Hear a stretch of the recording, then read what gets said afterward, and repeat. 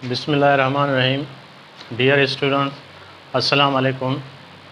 मैं आहियां GM मल्ला, subject biology. अॼु जंहिं टॉपिक ते लेक्चर आहे उहा टॉपिक आहे प्रोसेस ऑफ फोटोसिंथेसिस। शुरूअ में थोरो इंट्रोडक्शन पढ़ियो होसीं प्रीवियस क्लासिस में फोटोसिंथेसिस प्रोसेस जो। अॼु जेको आहे सो फोटोसिंथेसिस जे अमल जो बाक़ाइदे डिटेल में जेको आहे सो प्रोसेस पढ़ंदासीं। हाणे तव्हांखे ख़बर आहे त जेका एनर्जी रिलीज़ थिए थी, एनर्जी जेका ठहे थी उहा ॿिनि प्रोसेस दौरान ठहे थी। हिकिड़ो फोटोसिंथेसिस जो अमल, ॿियो रेस्पायरेशन जो अमल। हाणे पहिरियां असां पढ़ंदासीं फोटोसिंथेसिस जो अमल। फोटोसिंथेसिस जे अमल में ही फोटोसिंथेसिस जो अमल जेको आहे सो इहो सेल जे क्लोरोप्लास्ट ऑर्गेनील में थींदो आहे। ऐं फोटोसिंथेसिस जो अमल उन्हनि ऑर्गेनिज़म में थींदो आहे जेके ग्रीन हूंदा आहिनि, जीअं ग्रीन प्लांट्स आहिनि या जेको आहे सो अलजी आहे, या कुझु जेके आहिनि से फोटोसिंथेटिक बैक्टीरियाज़ बि आहिनि जिन में ही अमल थिए थो। प्लांट्स जी ॻाल्हि कंदासीं त प्लांट्स जे सभिनी पार्ट्स में बि फोटोसिंथेसिस जो अमल न थींदो आहे, पर जेके प्लांट्स जा ग्रीन पार्ट्स हूंदा आहिनि उन्हनि में फोटोसिंथेसिस जो अमल थींदो आहे। फोटोसिंथेसिस जो अमल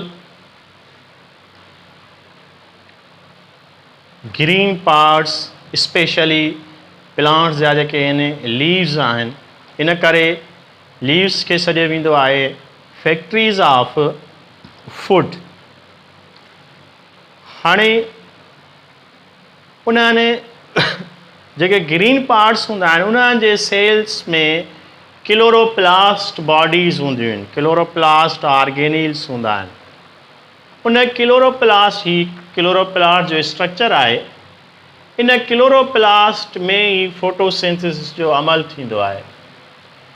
क्लोरोप्लास्ट जा जेकॾहिं पार्ट्स ॾिसंदासीं त क्लोरोप्लास्ट जी ॿाहिरीं मेम्ब्रेन हूंदी आहे, डबल मेम्ब्रेन हूंदी आहे।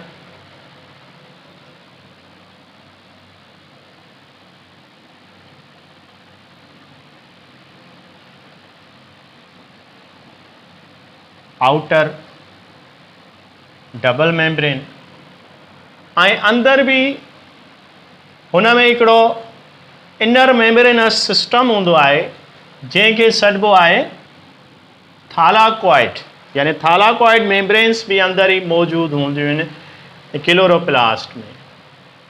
ऐं ॿियो जेको क्लोरोप्लास्ट में हिकिड़ो सॉल्यूशन हूंदो आहे, यानी थालाकॉइड मेम्ब्रेन खे खां अलावा जेको पार्ट हूंदो आहे उनखे सॾिबो आहे स्ट्रोमा। हाणे उन खां अलावा थालाकॉइड मेम्ब्रेन में ॾिसंदासीं त ॿ जेके आहिनि से डिफ्रेंशिएटेड इंटरकनेक्टेड थालाकॉइड मेम्ब्रेन्स जा पार्ट्स आहिनि। हिकिड़ो कॉइन्स वांगुरु, जीअं कॉइन्स हिक ॿिए जे मथां सथियल हूंदा आहिनि, उन्हनि पार्ट्स खे सॾिबो स्टेक्ड पार्ट, स्टेक्ड या अप्रेस्ड। ऐं ॿियो वरी ॾिसंदासीं त स्टेक्ड पार्ट, ही भी स्टेक्ड पार्ट, अप्रेस्ड पार्ट, ही भी अप्रेस्ड पार्ट, इहे वरी कनेक्ट थियल आहिनि।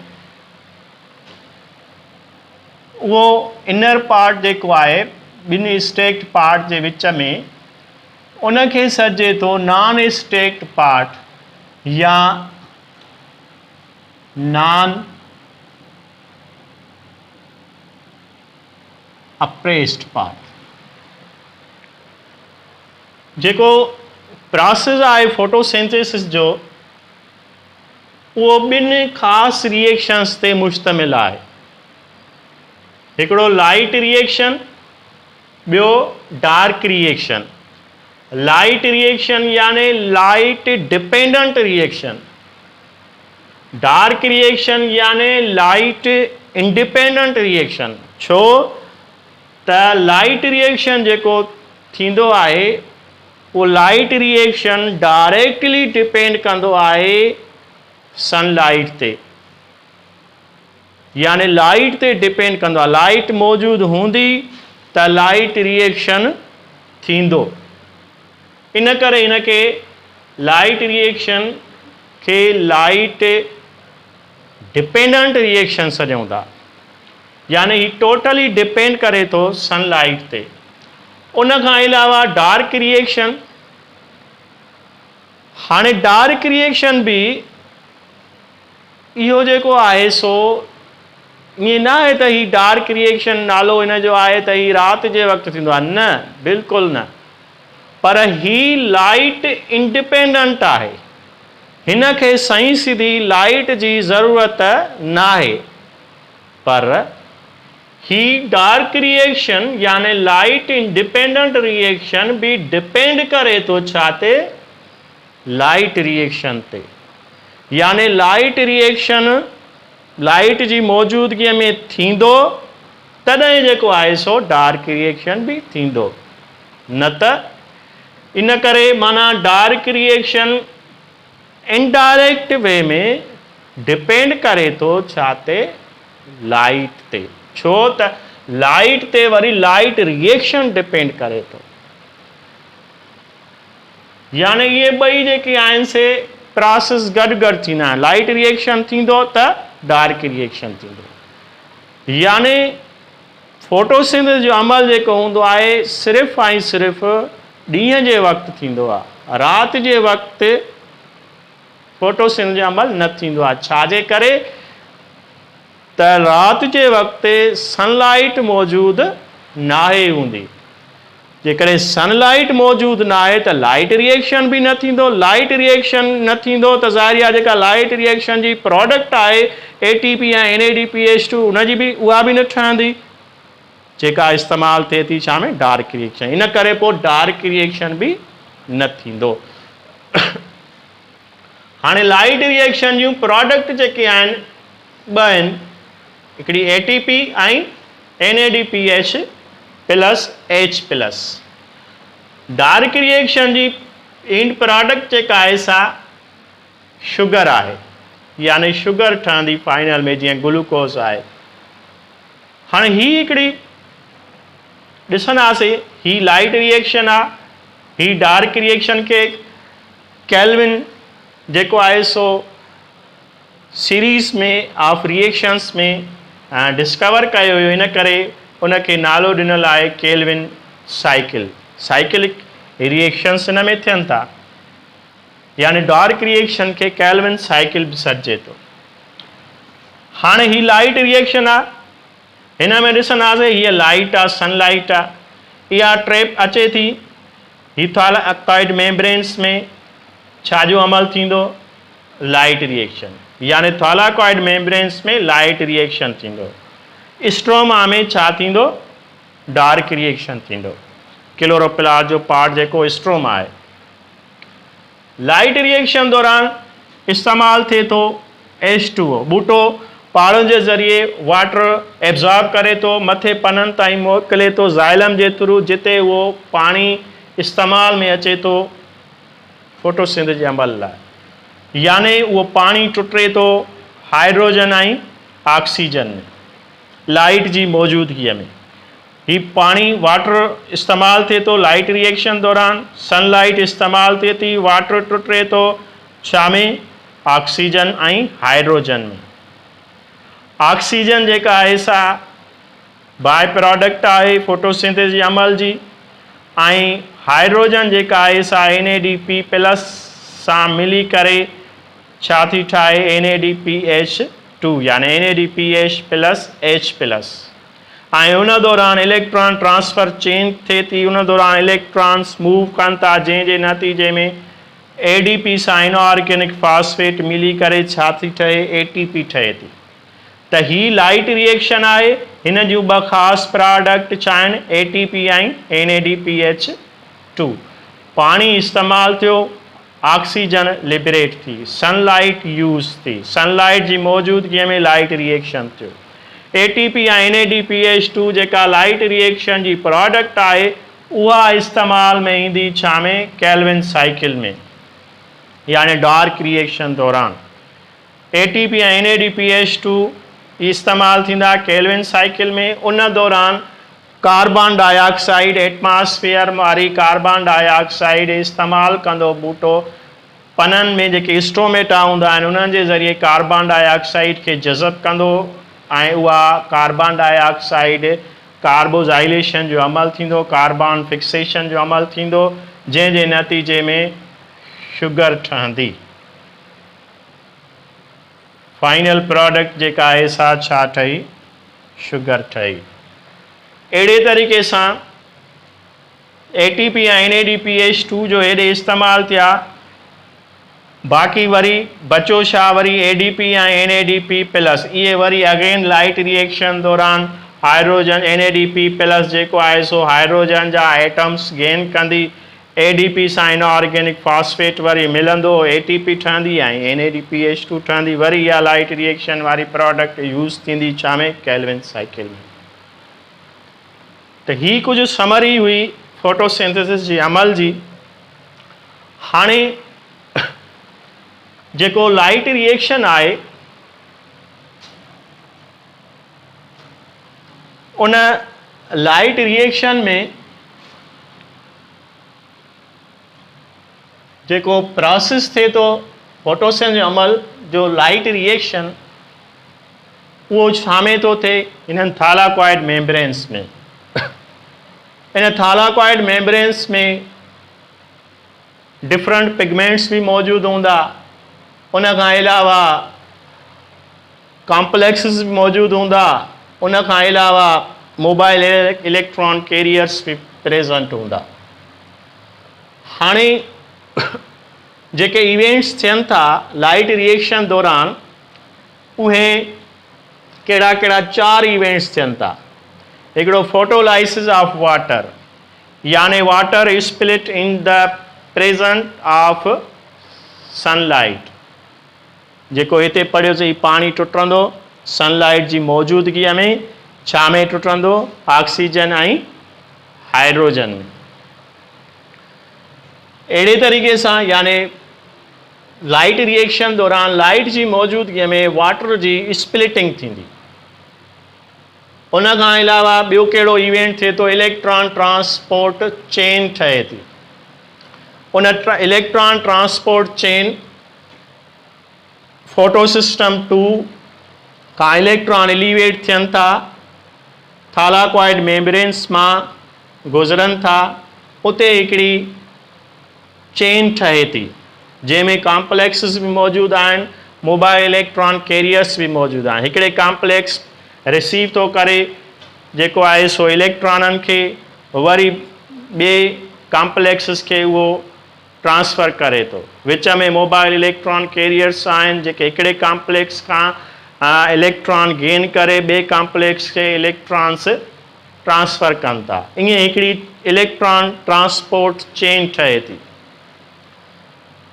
ॿियो ख़ासि प्रोडक्ट जेके आहिनि से पढ़ी आयासीं त NADPH प्लस H प्लस ठहे थी हिकिड़ी, ऐं ॿियो ATP जी फॉर्मेशन थिए थी। जेका ATP फोटोसिंथेसिस जे अमल दौरान यानी लाइट जी मौजूदगीअ में जेका ATP जी फॉर्मेशन थिए उन अमल खे सरींदासीं ATP जी फॉर्मेशन खे फोटो फास्फोराइलेशन, यानी जेका फोटोसिंथेसिस जे अमल दौरान जेका ATP जी सिंथेसाइज़ थिए थी उहा फोटो फास्फोराइलेशन आहे। अहिड़े तरीक़े सां कॉम्प्लेक्स जेके आहिनि मेम्ब्रेन में, थालाकॉइड मेम्ब्रेन्स में, उहे घणा कॉम्प्लेक्स आहिनि, टोटल 4 कॉम्प्लेक्सिस मौजूदु आहिनि। हिकिड़ो फोटोसिस्टम 1, ॿियो फोटोसिस्टम 2 यानी PS1 फोटोसिस्टम 1 के PS1, फोटोसिस्टम 2 यानी PS2 ऐं cytochrome BF complex. Cytochrome BF complex इहो अहिड़ो कॉम्प्लेक्स आहे जेको फोटो सिस्टम 2 ऐं फोटो सिस्टम 1 जे विच में आहे। यानी इहो फोटो सिस्टम 1 वारा इलेक्ट्रॉन गेन करे थो ऐं पोइ वरी ट्रांसफ़र करे थो, इहो सॉरी फोटो सिस्टम 2 वारा इलेक्ट्रॉन गेन करे थो ऐं पोइ वरी ट्रांसफ़र करे थो कंहिंखे, फोटो सिस्टम 1 खे। अहिड़े तरीक़े सां ॿियो चौथों कॉम्प्लेक्स आहे एटीपेस कॉम्प्लेक्स, जेको छाजी फॉर्मेशन कराए थो, सिंथसाइज़ कराए थो एटीपी जी। एटीपी जेको आहे सो एनर्जी रिच कंपाउंड आहे। उन खां अलावा जीअं ॿुधायमि त कॉम्प्लेक्सिस जे विच में हिकिड़ा मोबाइल इलेक्ट्रॉन कैरियर्स भी प्रेजेंट आहिनि इन थालाकॉइड मेम्ब्रेन्स में। उहे मोबाइल इलेक्ट्रॉन कैरियर्स प्लास्टोक्विनिन, प्लास्टोसाइनिन ऐं फेरोडॉक्सिन। प्लास्टोक्विनिन इलेक्ट्रॉन फोटो सिस्टम 2 खां गेन करे ॾिए थो साइटोक्रोम BF कॉम्प्लेक्स खे। साइटोक्रोम BF कॉम्प्लेक्स वरी इलेक्ट्रॉन प्लास्टोक्विनिन खां वठे थो ऐं पोइ साइटोक्रोम BF कॉम्प्लेक्स खां वरी प्लास्टोसाइनिन इलेक्ट्रॉन गेन करे थो ऐं गेन करे इहो ॾिए थो प्लास्टोसाइनिन इलेक्ट्रॉन फोटो सिस्टम 1 खे। अहिड़े तरीक़े सां फोटो सिस्टम 1 खां वरी फेरोडॉक्सिन जेको आहे सो इलेक्ट्रॉन गेन करे थो। त इहे मोबाइल इलेक्ट्रॉन कैरियर्स भी प्रेजेंट आहिनि। हाणे जेके कॉम्प्लेक्सिस आहिनि उहे थालाकॉइड मेम्ब्रेन में डिस्ट्रीब्यूटेड थियल आहिनि। फोटो सिस्टम 1 जेको आहे सो मौजूदु आहे नॉन अप्रेस्ड पार्ट में, यानी नॉन स्टेक्ड पार्ट में, हिते हिननि जॻहनि ते। फोटो सिस्टम 2 जेको आहे सो उहो प्रेजेंट आहे अप्रेस्ड पार्ट में, स्टेक्ड पार्ट हिननि में, जेके कॉइन्स वांगुरु हिक ॿिए जे मथां सथियल आहिनि, इन्हनि जॻहियुनि ते मौजूदु आहे। साइटोक्रोम BF कॉम्प्लेक्स जेको आहे सो उहो थ्रो आउट मेम्ब्रेन में रेंडमली डिस्ट्रीब्यूटेड थियल आहे। एटीपेस कॉम्प्लेक्स जेको आहे सो उहो मौजूदु आहे नॉन अप्रेस्ड पार्ट में, यानी फोटो सिस्टम 1 ऐं एटीपेस कॉम्प्लेक्स प्रेजेंट आहिनि छा में, जेके नॉन अप्रेस्ड पार्ट आहिनि थालाकॉइड मेम्ब्रेन्स जा उन्हनि में। त लाइट रिएक्शन था पिया पढ़ूं। फोटोसिंथेसिस जे अमल जो पहिरियों स्टेप जेको आहे, रिएक्शन जेको आहे, उहो लाइट रिएक्शन आहे, जेको लाइट ते टोटली डिपेंड थो करे। हाणे इहो थालाकॉइड मेम्ब्रेन्स में थिए थो।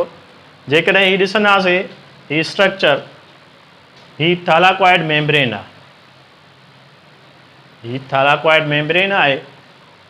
हेॾां वारो ॿाहिरीं साइड ऐं हीअ जेका साइड आहे इहा स्ट्रोमल साइड आहे, स्ट्रोमल साइड। ही भी स्ट्रोमल साइड। ही जेको आहे इहो थालाकॉइड कंपार्टमेंट आहे।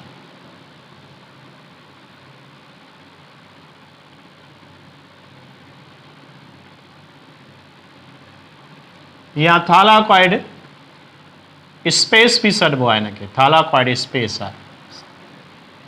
हाणे हीअ मेम्ब्रेन आहे जंहिंमें पहिरियां ॿुधायमि तव्हांखे त इन मेम्ब्रेन में जेको आहे सो इलेक्ट्रॉन ट्रांसफ़र चेन ठहंदी, उन में मुख़्तलिफ़ कॉम्प्लेक्सिस मौजूदु आहिनि। ही ॾिसंदासीं, ही कॉम्प्लेक्स जेको आहे सो फोटो सिस्टम 2 आहे। उन खां पोइ ही जेको कॉम्प्लेक्स आहे इहो साइटोक्रोम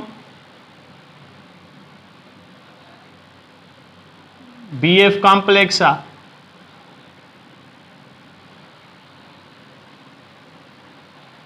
ही जेको आहे सो इहो photo system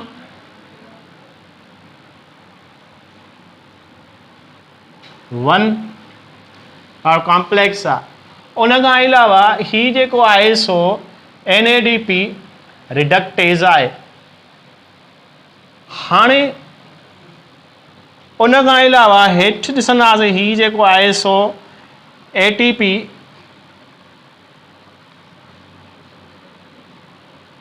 synthase complex photosystem 2 cytochrome BF complex photosystem 1 ऐं ATPase या ATP सिंथेस कॉम्प्लेक्स। उन खां अलावा ही इन्हनि कॉम्प्लेक्स जे विच में हिकिड़ा मोबाइल इलेक्ट्रॉन कैरियर्स भी मौजूदु आहिनि।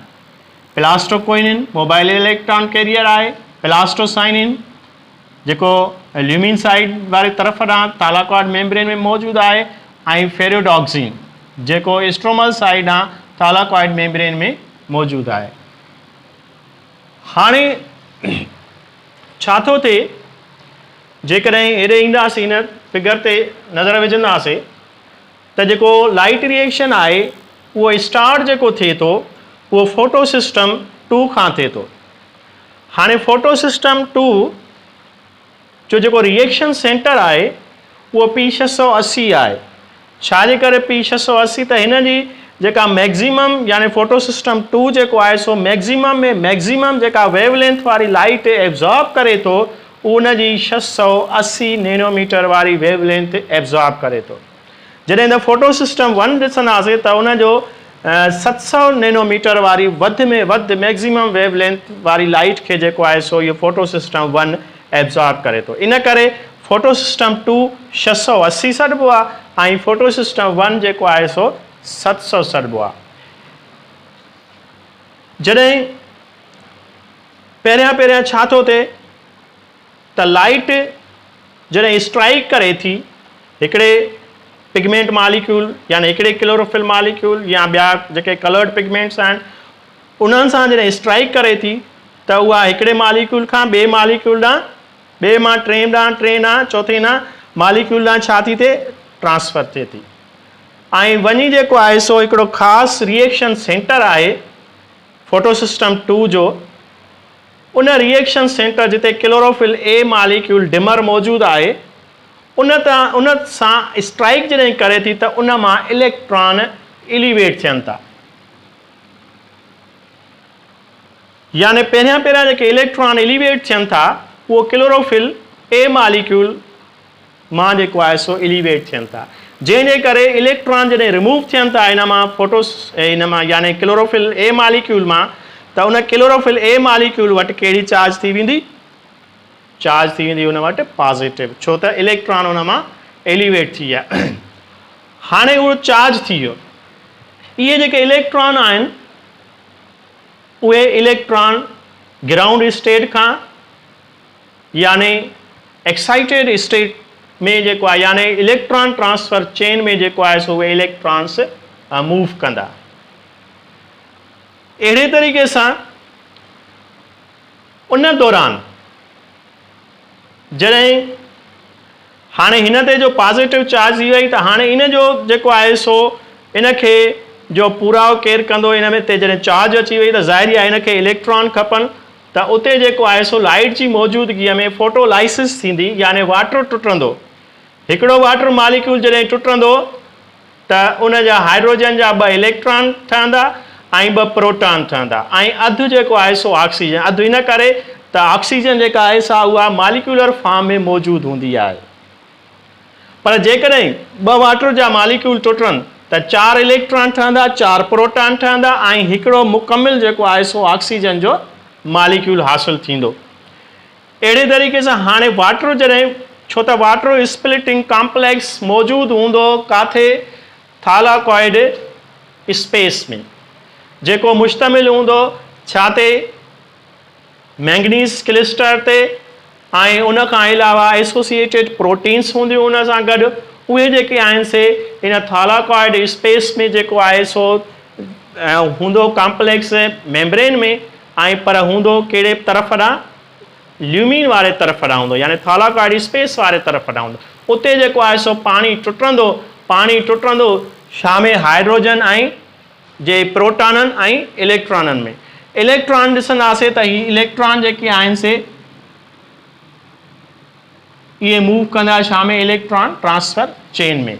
ऐं प्रोटॉन जेके आहिनि ऐं ऑक्सीजन जेका आहे सा उहा छा में, हिन ल्यूमिन में जेको आहे सो गॾु थींदी वेंदी आहे। प्रोटॉन हिते ल्यूमिन में गॾु थियनि था ऐं इलेक्ट्रॉन ट्रांसफर चेन में जेको आहे सो छा था कनि मूव कनि था from one complex to another complex.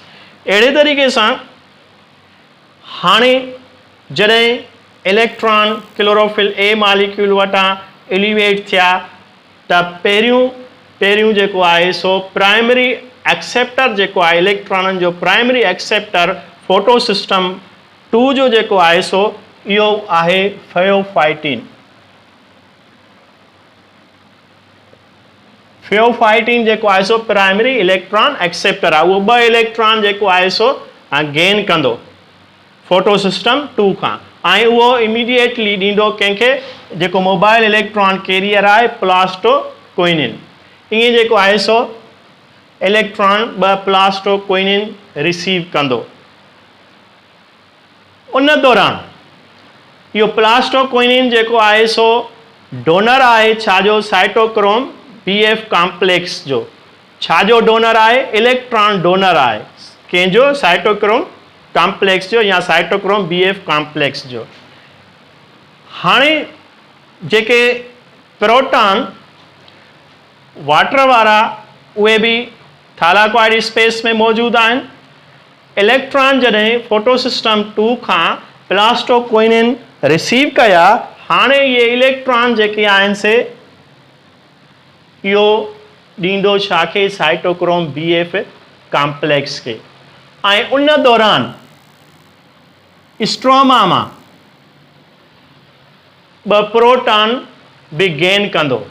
प्लास्टोक्विनिन 2 protons बि गेन कंदो। अहिड़े तरीक़े सां इलेक्ट्रॉन ॾींदो कंहिंखे साइटोक्रोम BF कॉम्प्लेक्स खे ऐं प्रोटॉन जेके आहिनि से स्ट्रोमा मां खणी करे मोकिलींदो ट्रांसफ़र कंदो छा में थालाक्वाइड स्पेस में यानी ल्यूमिन में। त पहिरियां ई ऑलरेडी वाटर वारा प्रोटॉन्स बि हाइड्रोजन जा मौजूदु आहिनि ऐं हे स्ट्रोमा वारा प्लास्टोक्विनिन जेको आहे सो रिसीव करे प्रोटॉन उहे बि काॾां मोकिलिया थालाक्वाइड स्पेस मां। इन करे हीउ जेको थालाक्वाइड स्पेस आहे या ल्यूमिन जेको आहे so it is a reservoir for hydrogen ions यानी हाइड्रोजन जे प्रोटॉन जो रिजर्वियर आहे। इते गॾु थींदा वेंदा प्रोटॉन्स। हाणे प्लास्टोक्विनिन हिते रेट लिमिटिंग स्टेप आहे यानी हिते हिकु इलेक्ट्रॉन जेको आहे सो ट्रांसफ़र थींदो BF कॉम्प्लेक्स ॾांहुं। अहिड़े तरीक़े सां इन करे इनखे रेट लिमिटिंग स्टेप सॾिजे थो। इलेक्ट्रॉन साइटोक्रोम BF कॉम्प्लेक्स उन खां पोइ साइटोक्रोम BF कॉम्प्लेक्स खां पोइ रिसीव कंदो प्लास्टोसाइनिन जेको मोबाइल इलेक्ट्रॉन कैरियर आहे। उहो इलेक्ट्रॉन रिसीव कंदो ऐं उहो ॾींदो कंहिंखे फोटो सिस्टम 1 खे यानी प्लास्टोसाइनिन जेको आहे सो इहो इलेक्ट्रॉन डोनर आहे कंहिंजो फोटो सिस्टम 1 जो। अहिड़े तरीक़े सां फोटो सिस्टम हिन में बि ॾिसंदासीं जेकॾहिं त प्लास्टोक्विनिन साइटोक्रोम BF कॉम्प्लेक्स प्लास्टोसाइनिन हिन खां रिसीव कया इलेक्ट्रॉन। हाणे इलेक्ट्रॉन कंहिंखे ॾींदो फोटो सिस्टम 1 खे। फोटो सिस्टम 1 लाइट जेको आहे सो उहे पिगमेंट्स बि हिन जा लाइट रिसीव कंदा ऐं उते जेको आहे सो पोइ वरी इलेक्ट्रॉन एलिवेट थींदा।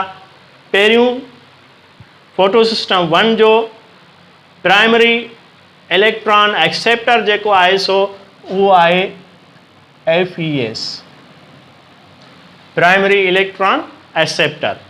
इहो ॾींदो फेरोडॉक्सिन खे। फेरोडॉक्सिन जेको आहे सो इलेक्ट्रॉन जेको आहे सो गेन कंदो। मोबाइल इलेक्ट्रॉन कैरियर जेको आहे फेरोडॉक्सिन ईअं 2 इलेक्ट्रॉन्स गेन थींदा फेरोडॉक्सिन ऐं उते जेको आहे सो NADP रिडक्टेज एंजाइम मौजूदु हूंदा जेके इलेक्ट्रॉन गेन कंदा फेरोडॉक्सिन खां ऐं प्रोटॉन NADP प्लस जेको आहे सो जेको इलेक्ट्रॉन या हाइड्रोजन जे एटम्स जो चाहे कैरियर आहे उहो प्रोटॉन ऐं 2 इलेक्ट्रॉन गेन कंदो। इलेक्ट्रॉन ट्रांसफ़र चेन ॾांहुं ईंदा ऐं प्रोटॉन जेके आहिनि से हिते थोरो सम्झंदासीं त जेके प्रोटॉन्स थालाक्वाइड स्पेस में मौजूदु आहिनि, हाणे इहे प्रोटॉन्स जेके आहिनि से इलेक्ट्रॉन ट्रांसफर चेन में इलेक्ट्रॉन मूव कंदा ऐं प्रोटॉन थालाक्वाइड स्पेस मां एटीपी सिंथेस कॉम्प्लेक्स जेको आहे सो उन मां ॿाहिरि पंप थींदा छा में, स्ट्रोमा में। अहिड़े तरीक़े सां ही जेका सिंथेसाइज़ थींदी छा जी, एटीपी जी। हाणे हिते ॾिसंदासीं त कंसंट्रेशन ग्रेडियंट आहे प्रोटॉन जी, कहिड़ी साइड ॾांहुं, थालाक्वाइड स्पेस यानी ल्यूमिन ॾांहुं ऐं स्ट्रोमा, ल्यूमिन ऐं स्ट्रोमा जे विच में ग्रेडियंट कंसंट्रेशन ग्रेडियंट मौजूदु आहे प्रोटॉननि जी। हिते कंसंट्रेशन प्रोटॉननि जी हाई आहे, हिते लो आहे, जंहिंजे करे ही प्रोटॉन्स जेके आहिनि से एटीपी सिंथेस जेका चैनल प्रोटीन आहे उन मां प्रोटॉन गुज़रंदा। जॾहिं गुज़रंदा प्रोटॉन्स त उन दौरान एडीपी ऐं इनऑर्गेनिक फास्फेट पाण में मिली करे छा ठाहींदा, एटीपी ठाहींदा। एडीपी ऐं इनऑर्गेनिक फास्फेट पाण में मिली करे एटीपी ठहंदी। इहा जेका एटीपी जी फॉर्मेशन आहे, इन एटीपी जी फॉर्मेशन खे फोटोफॉस्फोराइलेशन सॾिजे थो या जेको आहे सो कीमो ऑस्मोटिक सिंथेसाइज़ ऑफ एटीपी सॾिजे थी। अहिड़े तरीक़े सां त इहे प्रोटॉन्स जेके ही स्ट्रोमा में आया, इहे प्रोटॉन्स वेंदा काॾां, एनएडीपी प्लस ॾांहुं। एनएडीपी प्लस जेको आहे सो ॿ इलेक्ट्रॉन ट्रांसफर चेन मां ऐं ॿ प्रोटॉन्स जेके आहिनि से हाइड्रोजन जा स्ट्रोमा मां इहो रिसीव करे छा ठहंदो, NADPH प्लस H प्लस ठहंदी। छो त ॾिसंदासीं ही NADP प्लस आहे, हिन ते ऑलरेडी पॉजिटिव चार्ज आहे। जॾहिं ॿ इलेक्ट्रॉन्स अचनि था त हिकिड़ो इलेक्ट्रॉन ईंदो त इहो न्यूट्रल थी वेंदो, वरी ॿियो इलेक्ट्रॉन जॾहिं रिसीव कंदो त हुन ते नेगेटिव चार्ज थी वेंदी। अहिड़े तरीक़े सां ॿ प्रोटॉन्स जॾहिं अचनि था, हाणे नेगेटिव हुई, हिकिड़ो प्रोटॉन जॾहिं गेन कंदो त न्यूट्रल थींदो, जंहिंजे नतीजे में NADPH जी फॉर्मेशन थींदी। बाक़ी ही प्रोटॉन जेको आहे सो उहो हिन सां गॾु हिकिड़ो बचो, उन करे हिनखे गॾु लिखंदासीं NADPH प्लस H प्लस।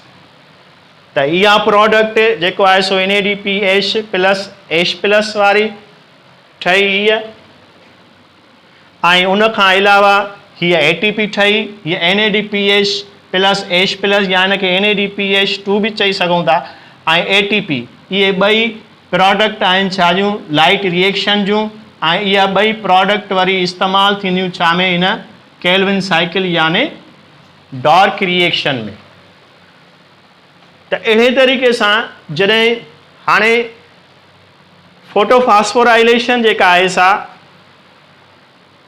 हिकिड़ी जेका इलेक्ट्रॉन मूव कनि था, हिकिड़ी साइक्लिक फोटोफॉस्फोराइलेशन बि आहे, त ॿी जेका आहे सा नॉन साइक्लिक बि आहे। प्लांट्स में जेका थींदी आहे उहा नॉन साइक्लिक थींदी आहे। छो त जॾहिं इलेक्ट्रॉन इनिशियल सोर्स मां अचनि था फोटो सिस्टम 1 ॾांहुं, त उहे वरी वापसि बैक नथा थियनि साइटोक्रोम कॉम्प्लेक्स ॾांहुं, पर उहे इलेक्ट्रॉन फेरोडॉक्सिन रिसीव करे NADP प्लस रिडक्टेज यानी NADP प्लस प्रोटॉन्स उहे गेन करे, जंहिंजे नतीजे में छा थी ठहे, NADPH प्लस H प्लस थी ठहे। यानी इहा कहिड़ी थी, नॉन साइक्लिक। नॉन साइक्लिक जेका हूंदी आहे हीअ नॉन साइक्लिक आहे, इहा कंहिं में थींदी आहे, इन प्लांट्स में, जंहिंजी प्रोडक्ट जेका आहे सा ॿ प्रोडक्ट हूंदियूं आहिनि, हिकिड़ी ATP ऐं ॿियो NADPH2। यानी ये ॿई प्रोडक्ट। पर जॾहिं यानी बैक इहे इलेक्ट्रॉन न थिया त इन करे हिनखे नॉन साइकिलिक। पर कुझु बैक्टीरिया में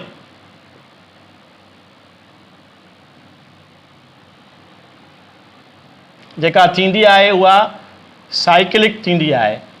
साइकिलिक में छा त इलेक्ट्रॉन जॾहिं फोटो सिस्टम 1 खां पहुचनि था, प्राइमरी इलेक्ट्रॉन एक्सेप्टर वठे थो, रिसीव थो करे, फेरोडॉक्सिन रिसीव थो करे, त उहो फेरोडॉक्सिन NADP रिडक्टेज खे नथो ॾिए, यानी वरी उहो वरी FD जेको आहे सो फेरोडॉक्सिन जेको आहे सो अगेन जेको आहे सो उन्हनि खे रिसाइकिलिक करे थो, यानी अगेन वरी बैक करे थो साइटोक्रोम कॉम्प्लेक्स ॾांहुं बैक थिए थी, जंहिंजे करे वरी पोइ उहो साइटोक्रोम ॾांहुं इलेक्ट्रॉन जेके आहिनि से बैक थी वरी फोटो सिस्टम 1 ॾांहुं वरी रीयूज़ थियनि था।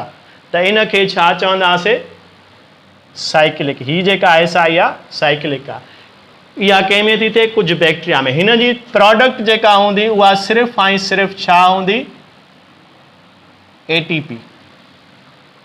छो त हिन में इलेक्ट्रॉन वरी अगेन जेको आहे सो रिसाइकिल थियनि था, यानी NADP प्लस उहे इलेक्ट्रॉन रिसीव न कया, जंहिंजे करे NADPH+ जी प्रोडक्ट जेका आहे सा उहा न ठहंदी।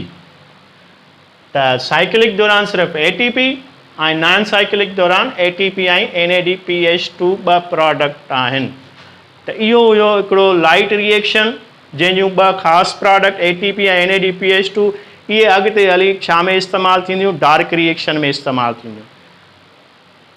त इन सां गॾु अॼोको असांजो लेक्चर कंप्लीट थिए थो ऐं वरी अॻिते इन साॻे ई जेको आहे सो फोटोसिंथेसिस जेको प्रोसेस आहे उन जो नेक्स्ट स्टेप जेको हूंदो केल्विन साइकिल हूंदो, उहो नेक्स्ट लेक्चर में पढ़ंदासीं। तेसिताईं अल्लाह हाफ़िज़।